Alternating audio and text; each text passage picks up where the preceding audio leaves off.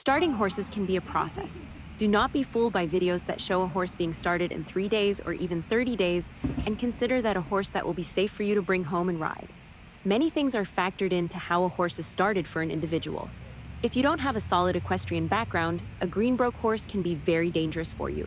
Somebody with a lot of experience with green horses could potentially bring a horse home after 30 days and be able to bring that horse along, but someone with more limited time in the saddle could end up seriously hurt. Even with a lot of work and a lot of exposure and a lot of repetition, a greenbroke horse with a green rider is just a recipe for disaster. If I have a client who needs extra time developing their skills and yet wants to raise a horse or start a horse from scratch, I have a policy of teaching lessons to help that person become more developed as a horseman and as a rider. I'm not opposed to people wanting to start their own horses and have that honor to say they started their horse. However, I need to make sure that the resume actually matches the person's skills.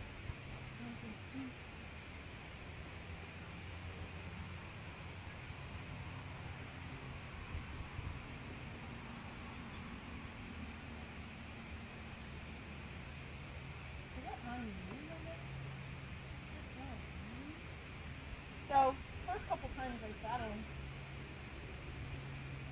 I want to do it all like I haven't done it yet, but I just get back. I don't have to do the whole introduction all over again, but I do show it to him as if it's the first time again.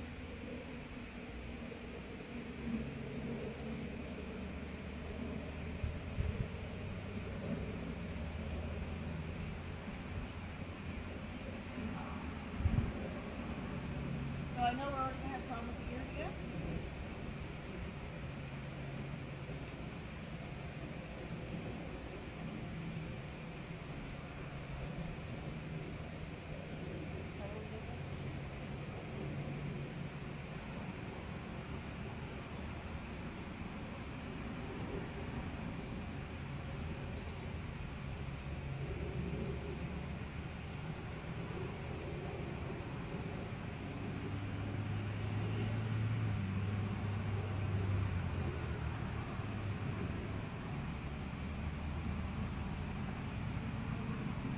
I look for things that they haven't fully accepted yet, and then I spend some time working on those things. As you can see, he hasn't fully accepted me being able to run the saddle pad over his head, and although that's not truly necessary for his education, it's the acceptance of just about anything I might need to do is important to his education. So I spend a few minutes working on that again. He keeps his nose really clear, it won't move again. Keeps his nose what? He keeps his nose attached to it, I won't be able to use it. Put his nose like on it. Right.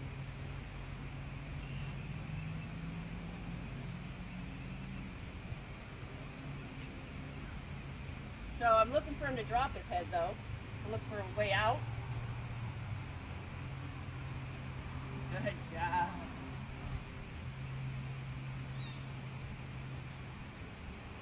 Similar to the blanket. Yep. But I want helping them find the way out being in a form of relaxation. Lowering their head brings them off the adrenaline. So if you can teach them to lower the head when something's stressing them out, usually throwing your head up is not the answer.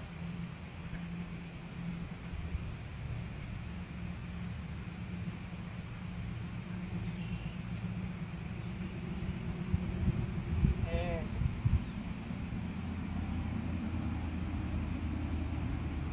It is a nice pad. Right? I like it. I kind of like it. Okay, I'm going to give you responsibilities today of not moving. So I'm going to actually drop the rope and do a little less snake-like by his feet, but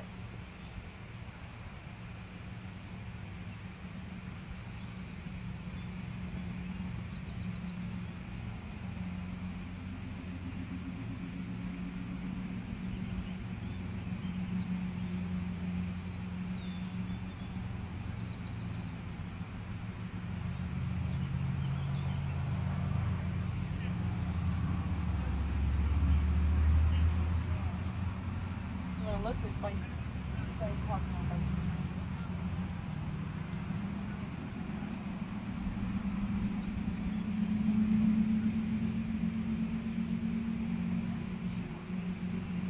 From very early on in their training, I like to ask the horses to be responsible for themselves by asking them to ground tie.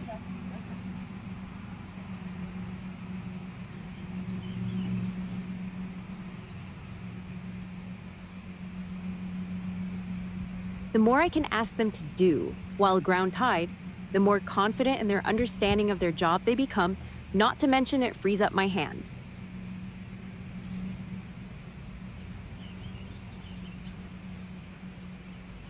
I put the saddle on their back, and then I take it off and let them look at it. I don't want to surprise my horses with anything that I'm asking to do with them by just doing it to them.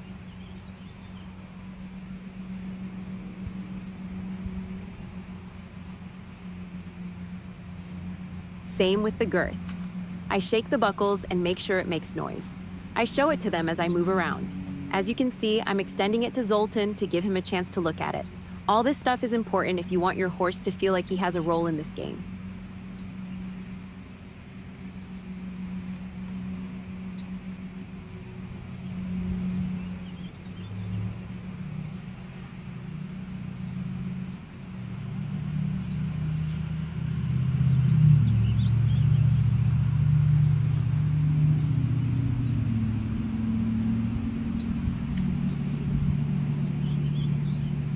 That wasn't bleeding out of here, that was bleeding out of, I don't know, it was supposed to do some stuff in, you know.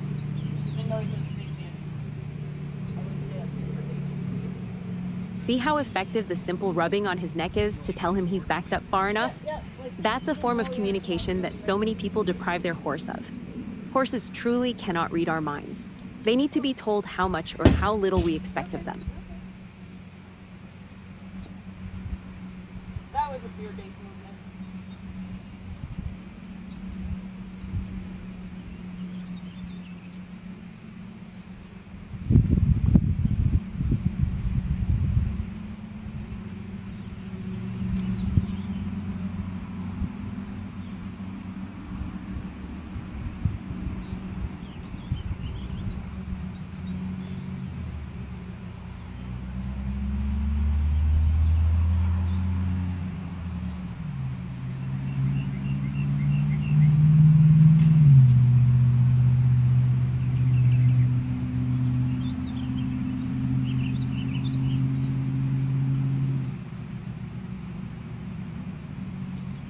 Now here the lesson is about asking him to stop and stand still.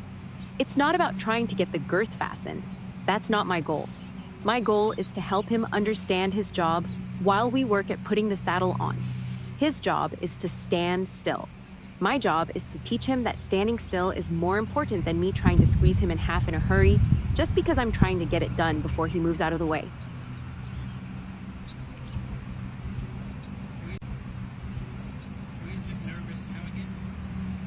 Well, Instead of trying to force him to stand still when he became frightened of the girth being tightened, I want him to understand that he is free to move his feet, and we will gradually get to a point to where he understands about ground tying throughout the entire process.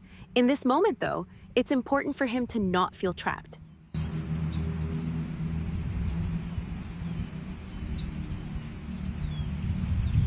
we're gonna make running off the wrong answer for sure.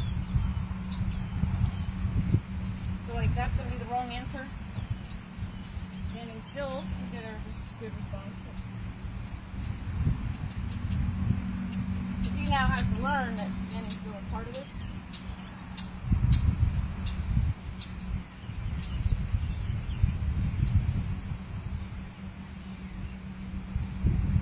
A quick note on how he tosses his head up.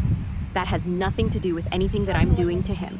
Zultan was a very, very sensitive, reactive horse by nature, and because he was still getting used to being handled at all. Zultan had very limited experience with humans before coming to PWH.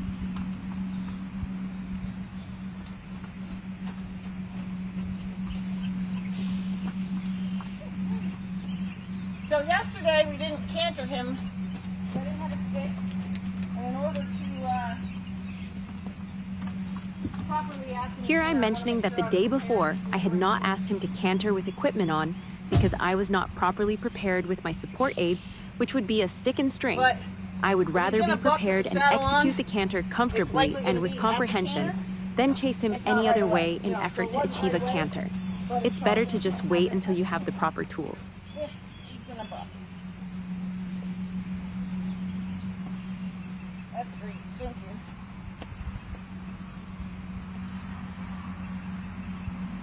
Never had horses cleaned up when I got Really? Dave does it too. I think Aiden did it once. Oh, I think it was fun.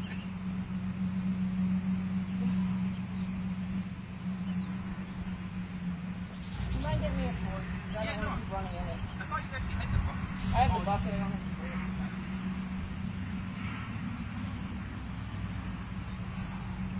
Clean up on aisle 5.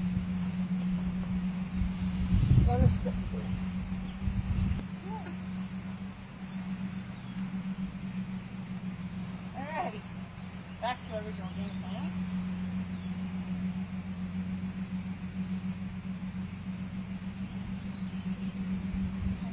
Okay, so he's responding to the stick right now, which means I gotta do a little stick work first.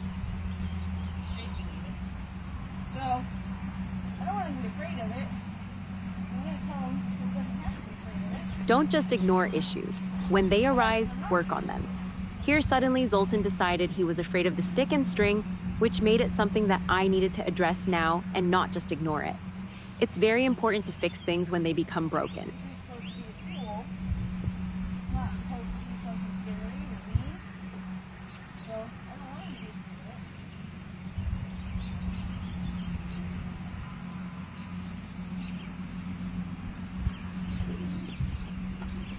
So he hasn't worked with that yet? Yeah, we did. Okay, Just, they are going through days. sure. No, I just couldn't remember. I almost in my mind, I thought I seen a video of you doing that. You're fine. Yeah, they have good days.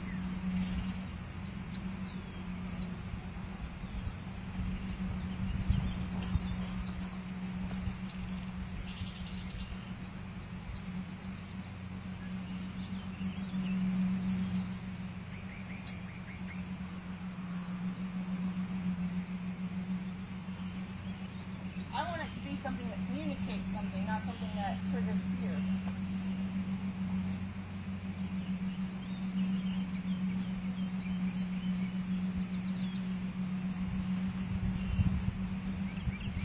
Okay. So I'm going to help him out by letting him move his feet now. Now, because of the way he's facing, to help solidify the language with him, I'm actually going to tell him to go to his right. So that I know he understands the command that I'm giving him, which is to tell him to go to the right, and I'm going to ask him to track right. So first I'm going to point in that direction, take a hold of his nose a little bit so he can acknowledge me, and then support.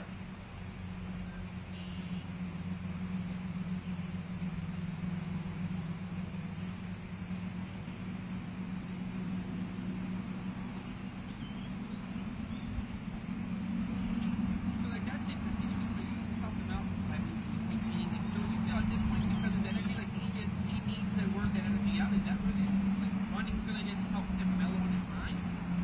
If they feel they need to move their feet because they're afraid, and we tell them don't move your feet, that's like holding them down and asking them to look at the spider on their head. So instead, you say it's alright if you want to move your feet, but I'm going to tell you where to move your feet. And this can help him get some of his adrenaline out, hopefully. You know, especially his head low, so that's nice. I'm going to go ahead and ask him to trot.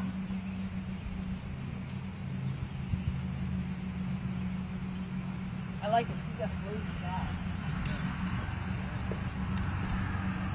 So, let's see if his canter brings on a bump.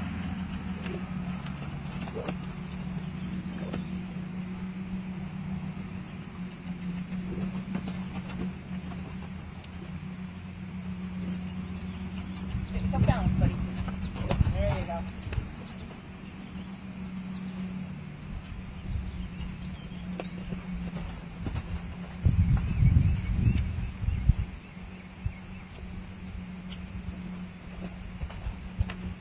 Good job.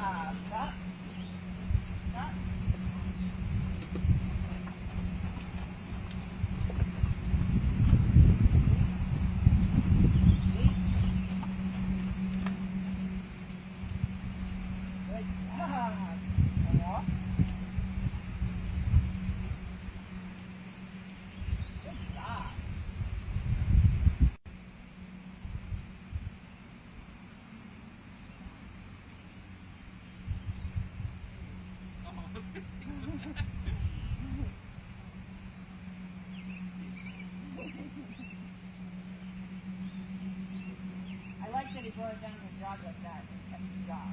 That was very nice. And that was 2 to easy. That's what easy means when you're riding them. It means like half halt or take it down a gear, but stay in the same gate.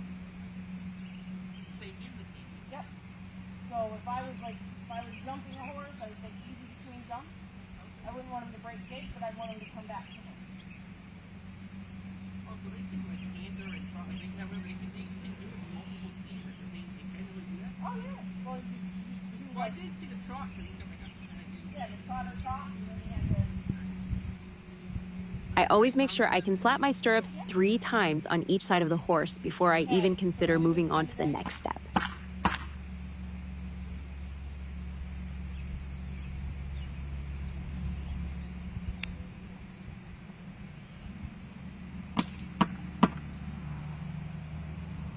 If Zultan was to move in any way, I would spend more time on this exercise until every time I slapped his stirrups 3 times, he doesn't move at all.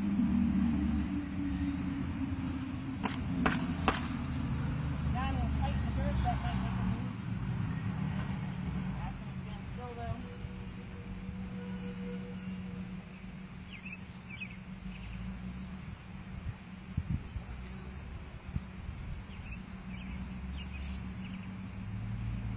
Not even a reward, you know, you ask them to stand still and then you do something they don't like, so it's hard to make that a good thing for them.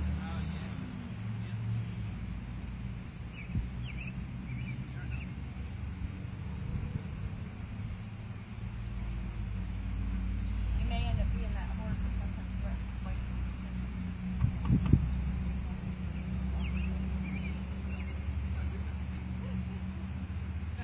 No, just things to watch for, that's all. Things to be prepared to fix. Just like you gave me at first, it might do that stuff. I see him first.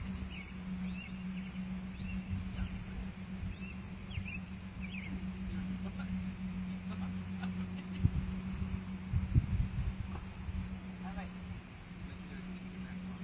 Nope. The only thing I'm going to need from you, maybe, if you want to run and grab me, trying to wear 8 and bridle, it should be right?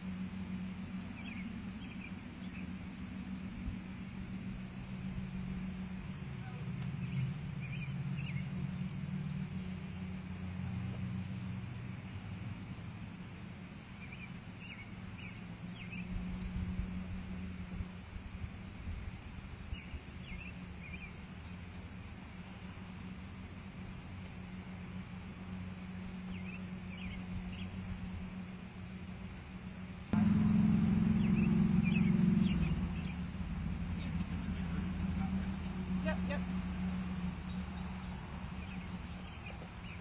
So, I'm going to go ahead and put reins on him for right now. I'm going to teach him. I'm going to refresh on the mounting block, but then I'm going to get down and go do something else. I'm going to teach him about a 1-rein stop, how to control his hindquarters with the rein, so I'm safe if the moment arises that I can jump up on him.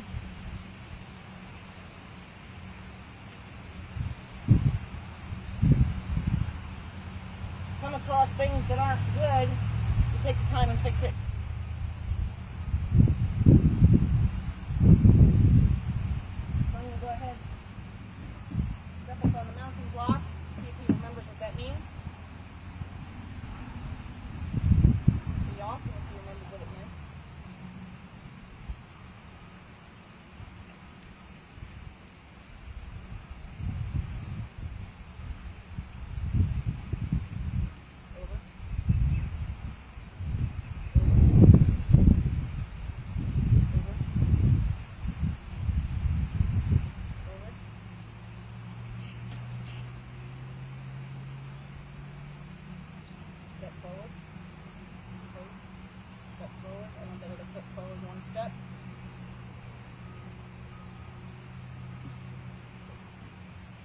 It's important to make all noises that they could possibly ever experience before you ever get in the saddle. So here, I'm just slapping and rubbing the saddle, trying to make as much noise as I can with my hand on the seat of the saddle. I walk off the mounting block many times as a way to kind of solidify to the horse that this is its own thing. It's not just about riding. Even though this horse has never had anybody on his back yet, I don't want him to make any association that a mounting block equals riding, equals something I don't like. Therefore, I won't go anymore. I always make sure that it stays its own thing.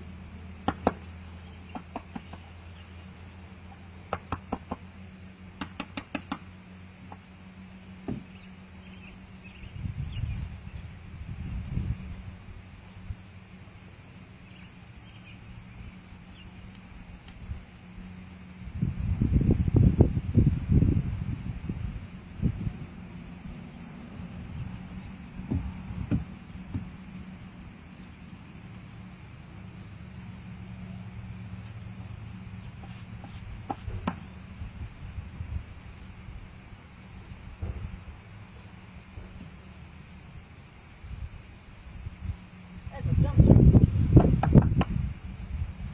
should do that.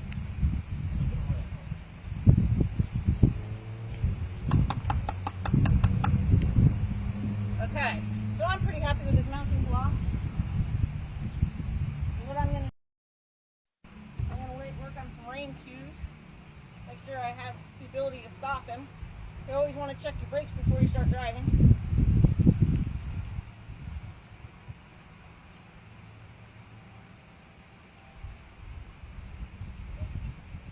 So, I'm going to ask him to bend his head around without moving his feet. Accidentally just punched him in the middle. Sorry about that. Without moving his feet.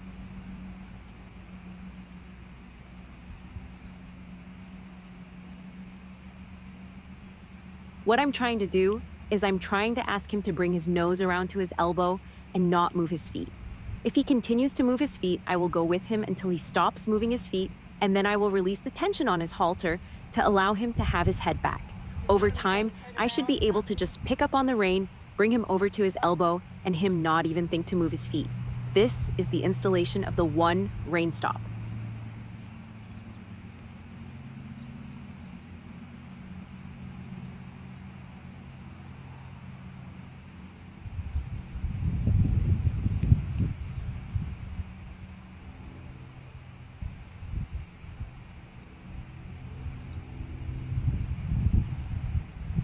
I know he knows the other side pretty well because we do it when we do the mounting block.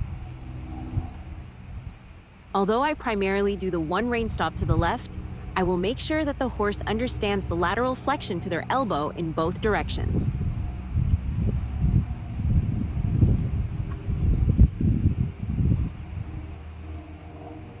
As soon as he gives to the pressure by giving slack in the line through his flexing of his neck, I release. If he has tension on the line, or his feet are moving, I do my best to not lose my position, and I do not release.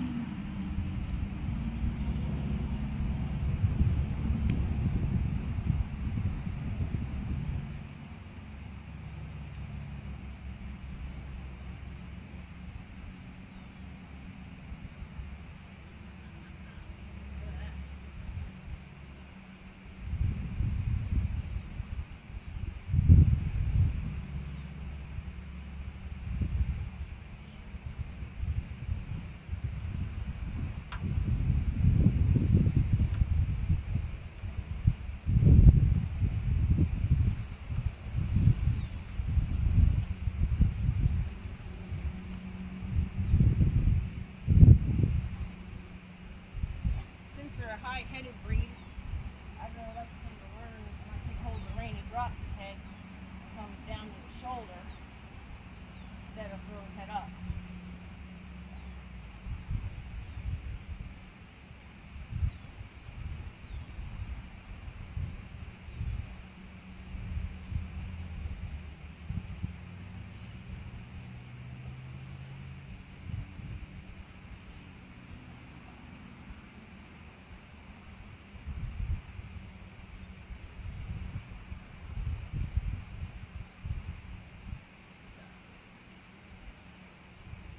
Now I'm going to teach him to disengage his hindquarters, take hold of his head, and I'm going to raise it up and ask him to use his hindquarters.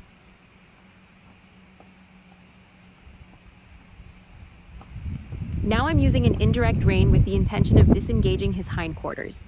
If the one rein stop to the elbow does not stop your horse, you want to make sure that you have a disengagement installed as well. Bring it to his shoulder. Then I'm going to ask him to move.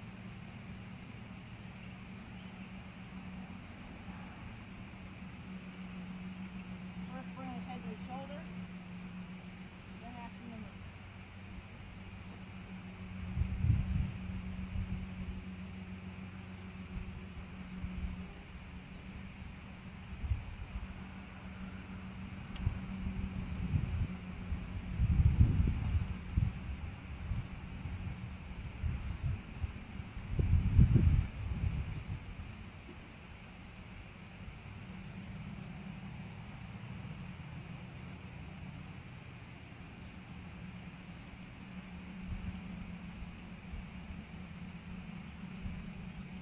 As boring as this is to watch, it's important to know how much really goes into helping a horse fully understand something that's being asked of them. It's not enough to just do this a couple times and hope that he remembers in an emergency that the nose brought around to his elbow means he should stop moving his feet. This is something that needs to be thoroughly installed.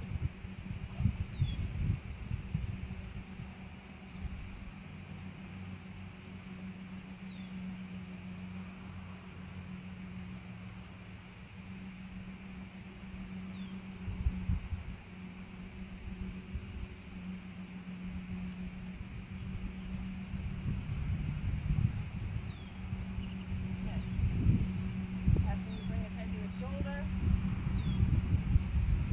I had to fix the saddle pad. You never do that against the grain of the hair. So, take shoulder, shoulder.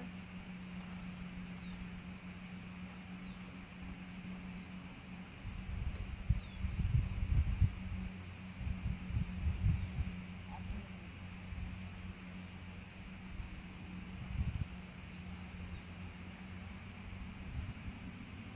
Ask him to come to his shoulder.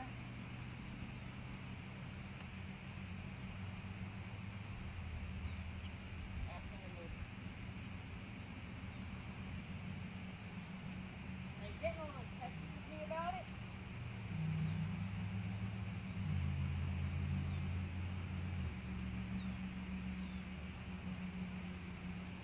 Shoulder.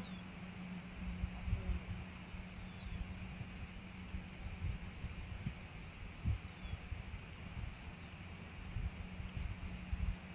Shoulder.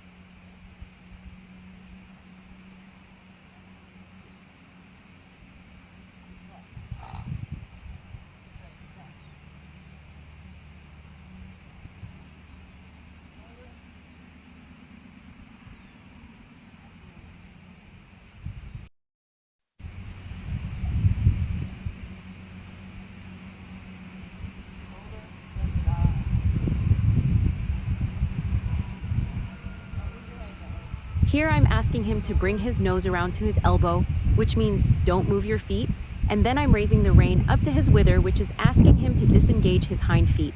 Therefore, his back legs should move. I'm going to repeat that until we have a solid understanding of what means don't move your feet and what means move your back feet.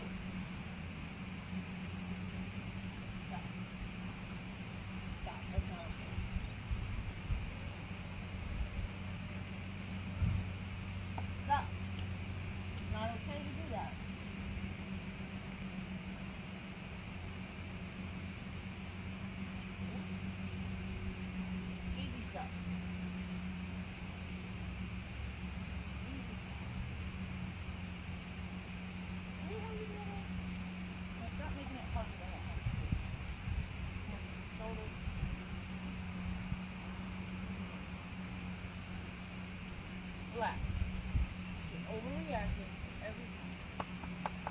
Relax. Relax. Alright. Fine.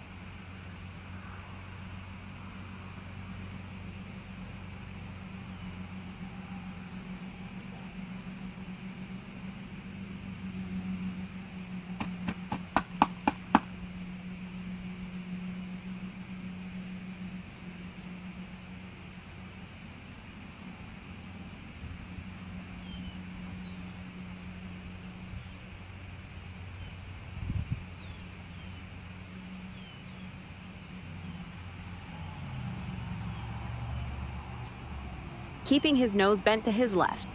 I'm gonna do some bounce, bounce, bounce, and then bounce up, but I have no intention at this time of swinging my leg over the back of him.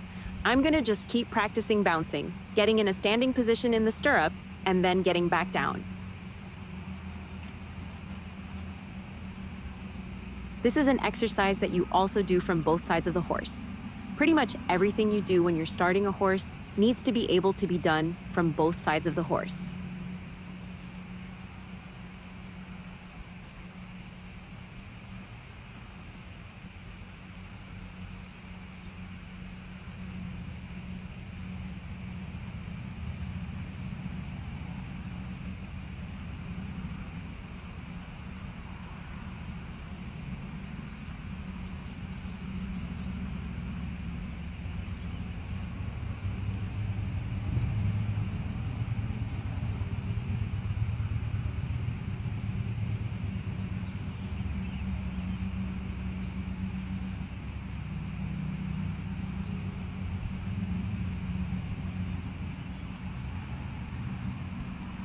Keeping my left rein shorter, I ask him to bend his head around. If he takes it back, I make sure that I get the bend in his neck reestablished before I try to climb up on the saddle.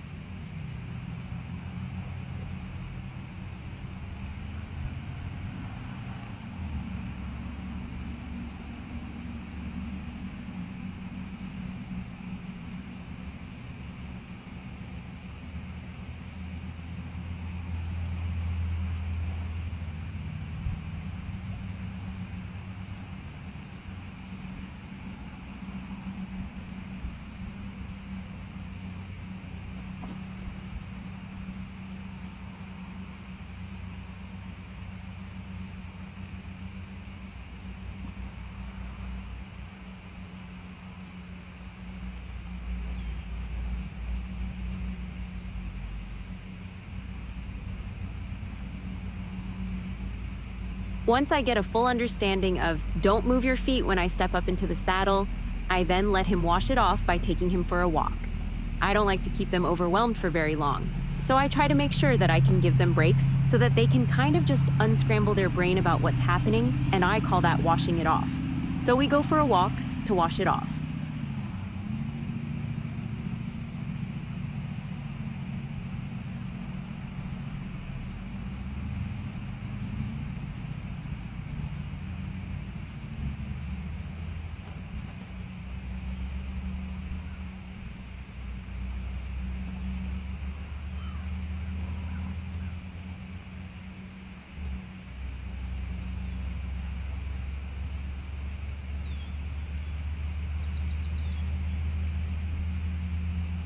Because I worked so hard for this horse to learn to not be afraid of me. I stop when I do something that scares him and remind him that he's okay.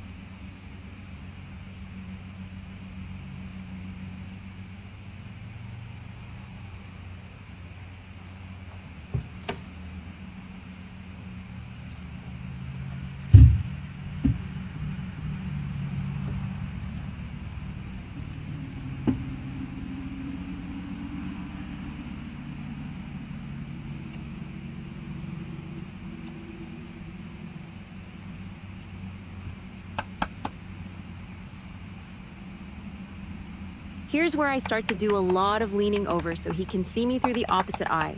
There's nothing worse than a horse not seeing you out of the opposite eye until you're on their back. If you don't make sure they are comfortable seeing you out of both eyes, they can panic. It's very important to make sure that you do things that bring you in both of their eyes.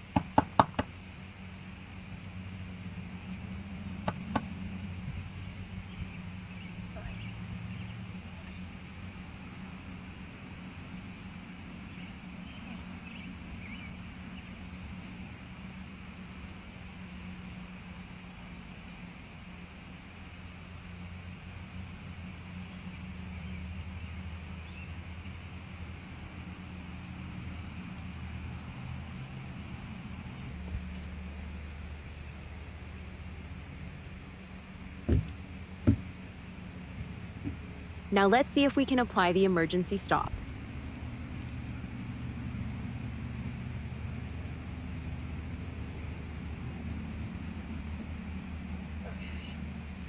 Hi.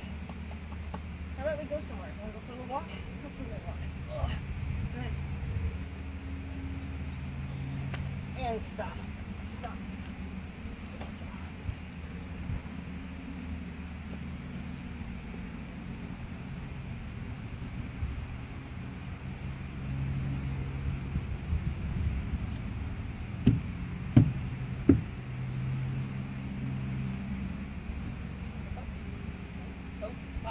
Now you got a lot of correcting to do from there. But please. Well, not that much. Through. Through.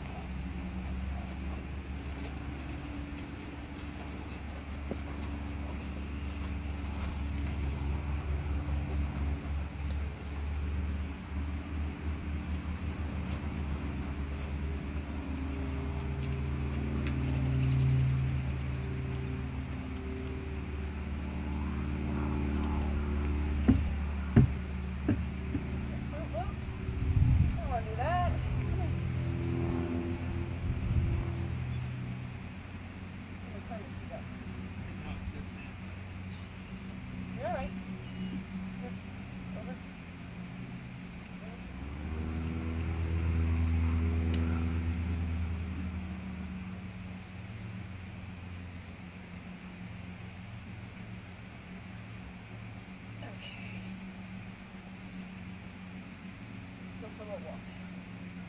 Go for a little walk. In, ho, ho.